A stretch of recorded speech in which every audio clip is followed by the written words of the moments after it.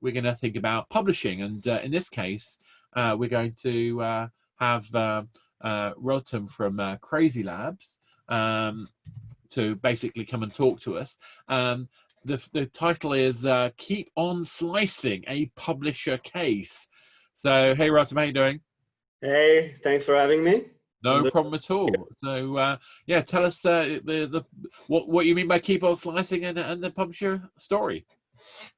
Well, I'll tell you all about it, of course. It's our story for ASMR slicing and how we made it happen. I'm going to share my screen right now, hoping you all can see it. All right, so first, thanks for having me.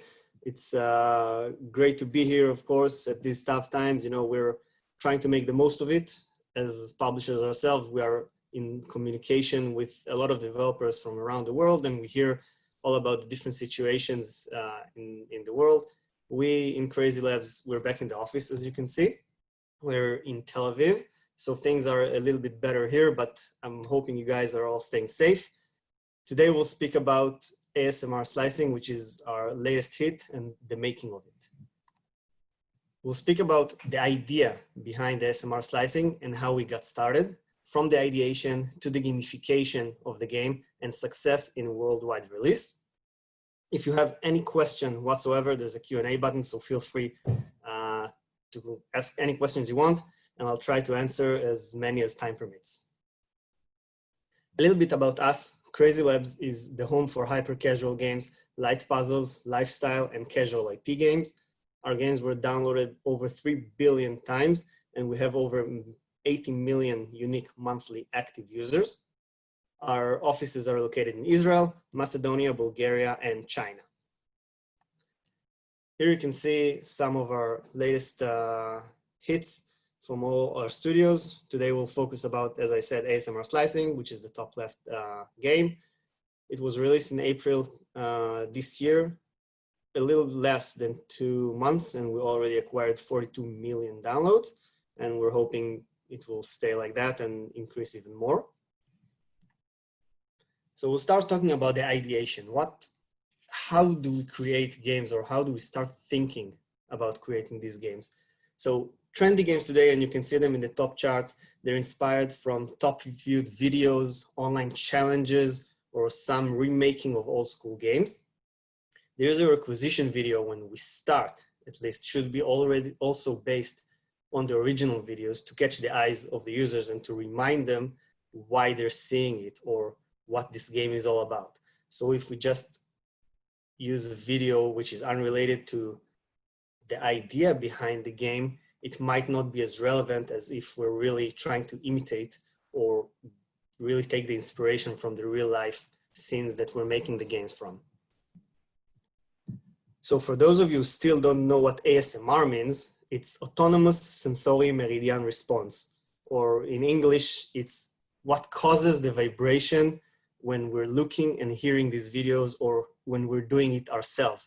So it's the kind of vibration, the kind of feeling that gives you a little bit of goosebumps when you're doing some sort of an action like that, or when you're seeing the YouTube videos. It's something that is oddly satisfying, as we call it. So I'm hoping you guys can see the videos. The prototype and the idea that came to us is based on these exact videos. We saw these videos and we had it in our heads for a while now, the backlog of our ideas, and we didn't find any way on how to communicate the ASMR feeling into a game. We knew that we're stepping into an already existing community of ASMR lovers, and not in general ASMR, but also kinetic sand lovers. So the game had to have this perfect feeling, a real feeling of kinetic sand cutting, or else it just wouldn't work. However, with the difficulties, we knew that when we're stepping into an already existing community, which these videos they have tens of millions of views around the world. So we knew that there is an already existing fan base. So that's something that we know that people might be already attracted to when we start promoting the game. And of course, if we're talking about missions, I'm super competitive myself, and the company also is very competitive. So being number one, seeing the company and the game in the top chart is somewhat of a personal mission. And of course, I'm sharing this enthusiasm and excitement with the developers as well. They're, smaller studios or indie studios, even individuals that want to see themselves in the top chart. It's something that is beyond success. So I think we all have this secret desire to create these shapes of kinetic sand. We tried it in the office as well. And it's something that we're just not going to do or not going to success, even maybe because some of us don't have the time to do it. The majority of us don't have the skills to do it. I try to do it myself. It just doesn't work. And overall, I'm not getting this ASMR feeling when I'm trying to cut kinetic sand. This game gives the users or our players the opportunity to get the exact feeling that they're seeing on YouTube and Instagram to the game, to their phone. So they're feeling that like they're participating while they're cutting the kinetic sand. They're feeling that they're doing it themselves. So this gives them an option to enjoy the ASMR feeling even more. We had two objectives when we're talking about the pitch and we're talking about turning this trend into a game. So one was as simple as that, to gamify it. We needed to make this a game and not just a trend. Our Tricky Tribe, they're the partners in Slovenia that actually, the studio that actually created this game, they came up with a well-polished idea on how to gamify this trend and to make it perfect. And they actually did an amazing job here. The second part was communicating the ASMR feeling into a game and communicating this ASMR feeling to be at least as good as the Instagram videos, or else again, it just wouldn't have worked. So we know we kind of had something good in the pitch itself, but we are data driven. We needed to see data. We couldn't just take this hunch and go forward with it. So we took all the steps in the publishing process that we did. We'll show it in a few slides. And we didn't skip any of them along the way, of course. And if you play this game, and I hope you did, you notice the use in haptic is exceptionally good. If you didn't play it yet, after this talk, this is the next thing that you're doing, downloading the game. So if you're still wondering why ASMR slicing, why pick kinetic sand as a theme of a game? So first, we're turning to the non-gamer audience. If we're creating a game that is shooting someone or sniping, we're turning to people who are more inclined to play a sniper game or a first-person shooter game. But when we're cutting kinetic sand, it turns to the entire population, the widest common denominator. So we want to turn to all these users. We want to turn to everyone who plays games. So it's not gamers, it's not people who play Candy Crush or other casual games.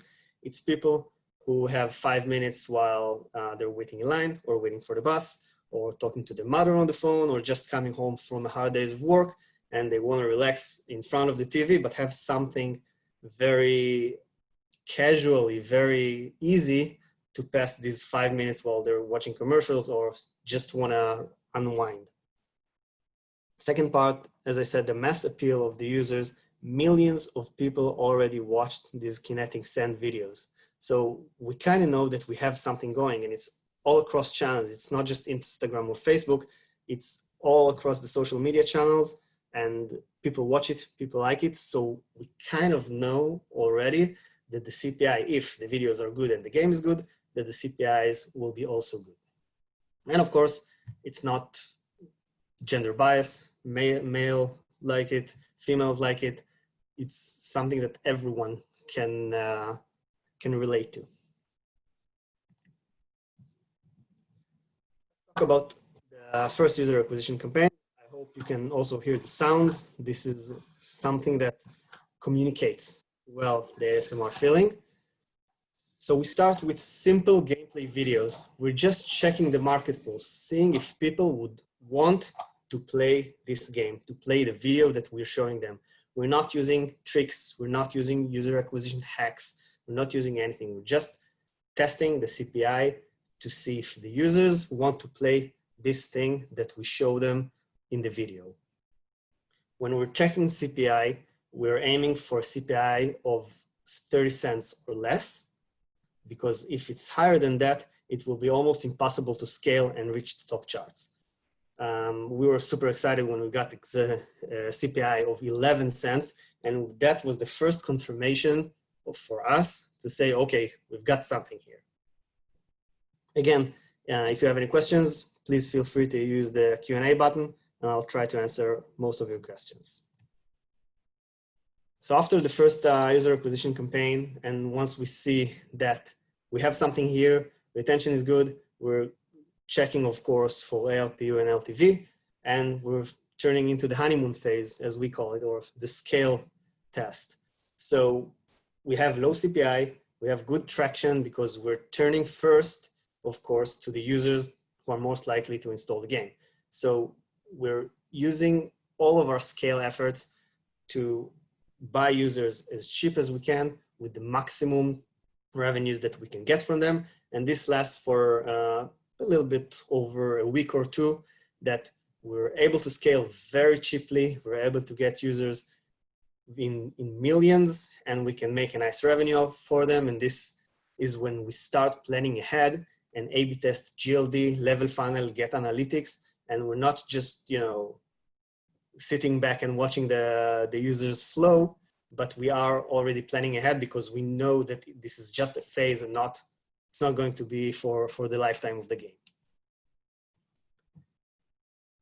So when this is the timeline of ASMR slicing, and once we move from pitch accept to test the first prototype, to test the first CPI test, here is when the clock starts ticking. You want to release the game while the trend is still hot, and it means a lot to launch first. When you start the CPA test, you're exposed because people see this game. So it means a lot to move fast and move well. So we needed to first test the CPI, and after we test the CPI, we're already starting to build for retention. We're already starting to build the metagame, the challenges, and something that will keep the users going and not make them churn. That's another reason that hyper-casual games is a business and not just a romantic fantasy. We're here first to make revenue because you need to eat, and we want you to not just create one game, but we want to expand the team. We want to make more games. So it's not the only game that you're going to make, because after the first success, we're becoming more hungry, and we want to create better games, more games, learn from past success and failures, and start really pushing it for the next games. It also shows how Tricky Tribe, our partners, they did an amazing job here, because we published 2 games with them in the past that didn't make a huge impact. But these guys are highly motivated and they're aiming for success, and combining it with great production value, it was just a matter of time until we hit the bonanza. Important to note that this process from the pitch until the second iteration and the beginning of the ARPU test took 3 weeks. We had a real hunch here and we went for it. And this is something that you need to do with all of your games. If you believe in something, then you need to push it real fast and real hard and work, of course, on all the rejects that we're getting from our users. Here you can see some before and after screenshots. So important to say that all of the 3D work, all of the art, everything was done by Tricky Tribe. We can see that we started with an ocean that kind of looks like an ocean, kind of looked like kinetic sand. And in the after picture, it really looks like you're in the ocean and you're slicing through the ocean to catch fish. The UI, we helped them a little bit. We have UI designers here that really can make a difference in the game. And also you can see in this screenshot that this is one of our challenges, to go cut in the ocean and try to look for fish. And the objective of this level is to find 2 fish, as you can see. So analytics, super, super important. As I said, we added a few challenges because we're learning from the past success and failures. we had an ASMR success with soap cutting, but we felt something was missing, which is challenges. I mean, soap cutting is a great game. We added a lot of meta, and of course, kudos for the developers of soap cutting.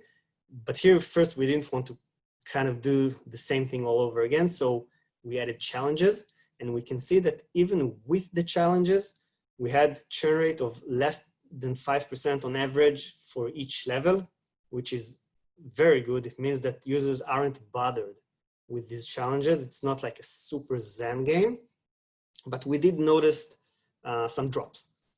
So of course, we're trying to analyze it and not just say, okay, 1, 2, 3, these levels are hard, let's remove them. I've played myself the entire game, and I didn't come across something that was really difficult, but I'm not the target audience. The developers are not the target audience. None of the people here in the office are the target audience because we are gamers ourselves. We play 15, 20 games each day. So we're kind of used to all the tricks the developers do. But as I said before, we are turning to the wide common denominator, right? We're turning to people who aren't gamers, who aren't considering themselves as gamers. So they fail where we don't. We took all these levels, we played them again and again and again, and we found out, well, it wasn't that hard to find out, but these were all the same challenge. So we had several challenges in the game, some of them to find fish or to cut the object in half, some sort of these type of challenges, which aren't too difficult, but it does give a nice twist to the game. And we found out, of course, that these were all the same challenge. And turns out this challenge is harder than the average challenge. So we removed this challenge, we put another one instead, and like magic, the level funnel really came across nicely. So if you take anything off of this presentation, take this slide. Listen to the numbers, listen to what your users say, go and watch the reviews of the users, see what they're complaining about, see what bothers them. It's important to take this proactive approach and really improve the game, because this is the easiest way you can improve your game. You just listen to what your users say. So after we start scaling, we see that we have bought or acquired all the users who are the early adopters, all the users who are liking this sort of games, who like this sort of ASMR games, and they're willing to play after you show them one video. So let's say we turn to 100% of the population and only 10% of them downloaded the game. So now we start being more aggressive. So when we check the CPI test or when we check the market pulse, it's fine to get a low percentage of the users, right? Because that's natural. But when we start scaling and when we start the worldwide launch, we want to get everyone because we turn to the entire population. Here we need to be a little bit more tricky, a little bit more savvy, and combine it with videos from real life, something that will make them play, make them click the game, because we want the entire population. It's like an onion, right? You have the core users, the early adopters, and when you start expanding and start getting your game to be bigger, you need to find attractive ways, not by misleading the users. I'm not going to send them a video of X and give them a Y in the App Store. We are giving them kinetic sand cutting and we are giving them ASMR slicing, but we're trying to be a little bit more creative in the user acquisition videos. And then brings me to the difference between the soft launch and the worldwide release. So in the soft launch, we're checking the market pulse. We are checking only gameplay videos, no hacks, no tricks, no anything, because we want to see for real what the users say, if the users like the game, what the CPI would be, what the CTR will be, and see kind of like the early adapters of this game. When we start using user acquisition videos for worldwide release, we want to be much more creative. We want to get all the users we can get, and that's where we start to play with the videos, twist them a little bit, tweak them a little bit, use real life videos, combine it with the gameplay video, and make sure that we are getting the maximum amount of users that we can get. So for summary, we already knew what users like, right? Because we see the videos, we saw that Instagram kinetic sand cutting is highly trendy. We saw TikTok challenges, we saw people on Facebook doing it, and we kind of knew what we were getting into. And that's also the reason that we changed the name to ASMR slicing. I think the best tip I can give you, if you want to create an ASMR game, you have to make it perfect. If you can't perfect the ASMR feeling, people just won't play the game and you will never ever break even. This sort of games is a bit different than hyper casual games. It is a hyper casual games, but it's a hyper casual game with a twist because we already have the fan base, right? So one thing that we're checking in hyper casual games, if the CPI is good, because CPI is king. If the CPI is good, then we have a reason to create a game. If the CPI is not good, it's going to be very difficult to get this game to launch and be profitable. So in ASMR slicing, we knew that people like kinetic sand. We already have a basic fan base. So we had a hunch that the CPI is good, but it comes with a downside. It's like a trade-off. So the CPI, we knew it's going to be okay. We had a feeling it's going to be okay. We can never know for sure, of course. But as people know what they're getting into, they know what kinetic sand cutting is. So they're expecting nothing less than perfect. If the game won't be perfect, they will churn and they will go back to watching these videos. But if the game is good, they might be even more inclined to play it and they will be more engaged. And last but not least, onboarding.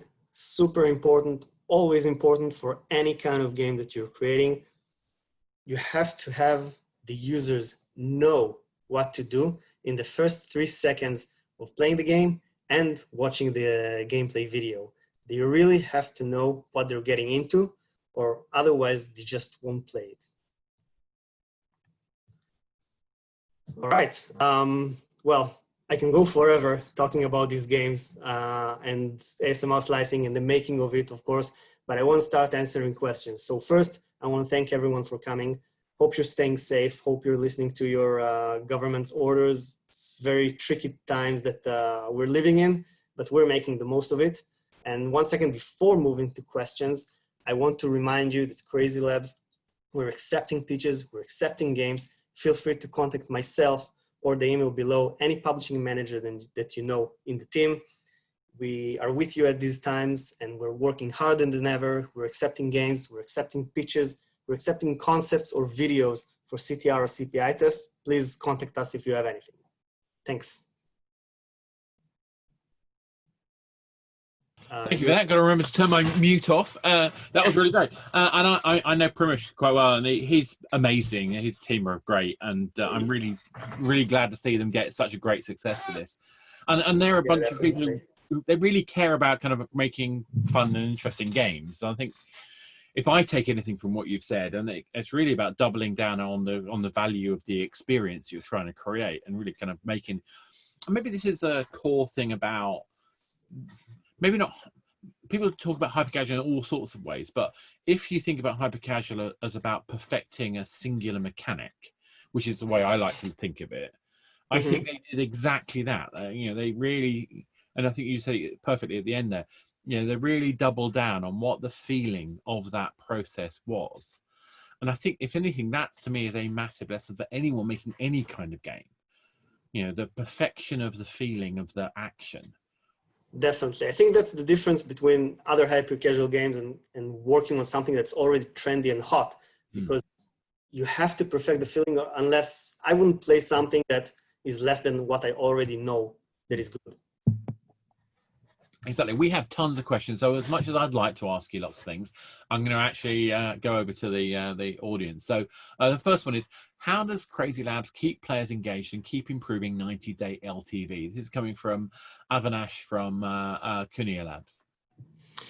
So I think that when we start the LTV test or start the output test, we kind of have base knowledge of what the retention is because we're already testing it. But hyper-casual games are not meant to be more than 180 days, right? That's something that people play for 3-6 months and they churn. But that long? On the live ops process, we constantly A/B test. We're A/B testing the level funnel. We're A/B testing new meta game, new challenges. Everything is evolving. So if you take ASMR slicing on the first LTV test, it had the challenges and it had a basic shop for knives. But we added mystery levels, and we're adding a spinning wheel, and we're adding all sorts of small, nice things that keep users engaged. And we don't always succeed, of course. That's why we're A/B testing it. No one knows for sure if it's going to increase KPIs or decrease KPIs. Some people might get annoyed. They just want to play. I mean, we've had these reviews, but we're looking, of course, at the vast majority. We're looking at the data, and we keep A/B testing every week. We're releasing a version. Every week we're releasing an update, and we, of course, communicate it to the developers once we start scaling that, okay, you have a good game, but you can't rest and say, okay, I have a good game, let's go to the beach. It doesn't work that way. Here, the work starts. Here, you start updating the game and improve it. I mean, you're definitely speaking to my language there. And I think people forget that even in a hyper casual game, the live ops part is actually vital. I mean, yes, you've got to create a sense of unfinished business at the end of play to make people or tease people to want to do it again. You've got to create that sense of purpose and progression to an extent. And maybe in a hyper casual game, that momentum part is less important than maybe in something like a big RPG. But I still think it matters. And I think finding the right balance of the kinds of improvements that trigger the next play and to drive that momentum is really important. And getting the right scale of investment of time and money against the audience for that game, I think is also an art form in itself. Yeah. So one of the other questions that keeps coming up is CPI. So what Avinash was saying, does the eCPM differ between markets? We've got Sai saying, in what geo did you generate 11 cent CPI? And somebody else of 30 cent for a US audience. What are the benchmarks for other nations? So there's lots of people asking about CPI. Could you kind of give us some insight on how that works? Yes. So first, we don't always start with testing CPI. We're also testing CTR, meaning we're only checking the video. You don't have to have a build on the store. You don't have to have anything. We're checking the market pulse on CTR games. We can send the users to another game. It doesn't really matter, but just check the amount of clicks out of the impressions, the click-through rate that we're getting. And this is like the early, let's say, the early way to reject bad games, but good CTR doesn't promise you good CPI. Yeah. And if I'm moving to the real question, what you asked me, regarding the CPI, 11 cents we got in US iOS. This is the market that we're testing because US iOS eventually is the biggest market in terms of revenue. And we can check in Canada, we can check in Australia, we can check in the Philippines, and it will give us a good indication, but it doesn't promise us the real thing. When we're checking on the market that usually yields the highest revenue, this is the best test, of course. Yeah, because you need to be able to compare it with something that's actually going to deliver. I mean, for me, it always comes down to, I'm only partly interested in CPI. What I'm interested in is CPI and LTV and the comparison. And I know that's an obvious thing, and I know it's a cliche, but I think we forget how important that is. And actually, it's that difference that matters. Because at the end of the day, if that's positive, we're great. If it's negative, we're screwed. Yeah. But I think it's also, increasingly, I think it's important to think about which channels we're using to do that. Obviously, certain channels are really good at targeting. Others are really good at getting low volume. High volume but low cost. Others are higher cost but greater value. And obviously, in a game like this, we're not necessarily talking about huge IAP revenue. I'm assuming that majority of the revenue is still ads in this game. Of course. But you want the some balance between those two pieces, don't you? So are you looking at one CPI, or actually are you looking at a table of relevant CPI measures? So first, you said correctly the measurement between LTV and CPI is, I call it the easiest equation in the world, right? If the LTV is higher than the CPI by at least, 15 or 20 cents, we have a green light. If it's lower than if the CPI is lower than the LTV, then, as you said, we're screwed. I mean, we're not that necessarily screwed. There's a lot we can improve. So But I was being hyperbolic. yeah, yeah, definitely. So for CPI testing, we usually, of course, turn to the social networks because we're paying them in CPM, so we can really value or evaluate that the CPI we're going to get is the most attractive one or the most closer to reality. So we're checking them in social networks, if it's TikTok, if it's Facebook, if it's Snapchat, Instagram, of course, which is part of Facebook. And this is where we check the market pulse. This is where we get the most reliable CPIs. And also it might be, let's say, break. So if we know that we can get a good CPI of 11 cents, let's say on Facebook, on US iOS, we have something that we want to move and move fast. Yeah. But I also think as creative is such a big part of that process. And so targeting, creative, channel, but also I think there's again, there's other questions about, retention. I think part of that is not, choosing the right combination of those factors to drive the highest retention. To my mind, it's not just a question of let's find the cheapest, it's find the most effective balance between all these forces. I mean, do we have any kind of techniques or kind of suggestions on how people can try and get that balance? Yeah, so as you said, we don't want to mislead the users, right? If we have a good video of a different game, we won't mislead the users. We don't want to do it. It's bad practice to anyone. You can have great CPIs, but eventually users, they're going to find out it's not the same game. They will churn and will have bad retention. Exactly. We are trying to combine it, as I mentioned in the talk, with real life videos, something that, let's say, reminds us of what the game, what the game is all about. And second, oh, this is cool video, let me continue watch it. Because when you scroll on your feed or when you get an interstitial, if it's not interesting in the first 3 seconds, it's not interesting, and you'll just search for the X button. Exactly. And if you are looking at something that, whoa, okay, this is new, this is appealing, and then the gameplay video starts, then first, I got you for the first 3 seconds, and second, you're watching now the gameplay video, so you know what you're getting into. Yeah, no, exactly. I think getting that kind of balance, right, is kind of vital. So, I mean, there's a question here, and in fact, several questions here about, day 1, day 7, and no one's asked this one, but I'm going to ask day 30 because I'm interested in day 30 more than actually. That's not true. I'm actually interested in day 14. Okay. There's a very particular reason why I'll come to later. But so retention. Okay, so what? I mean, there's some skepticism. By the way, I know that you can get this number, so don't worry. But there's some skepticism of how you earth you get 62% day 1 retention. Do you want to kind of give people a sense on that?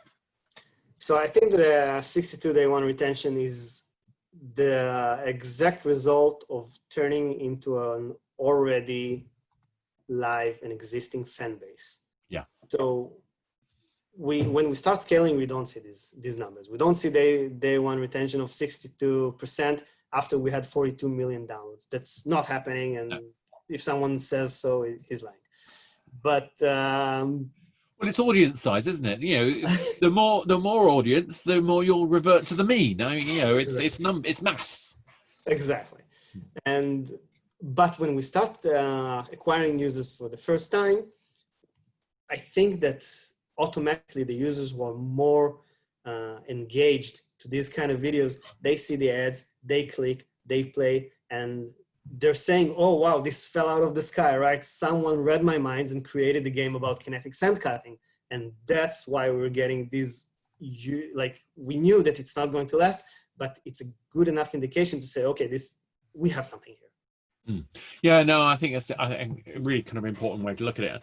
And I think because you're constantly looking to keep retention and adapting and managing the game in live, you're able to sort of constantly focus on managing that retention mindset. And I think, again, this is why I think live ops is so important. I'm biased. I started a new company this year to do that. But that focus, I think, on understanding a community and what they care about, creating activities and improvements to the game that double down on what they love, and using data to be able to inform what you do next. I think that pipeline is really what drives retention. Does that match with your expectation? Your thoughts?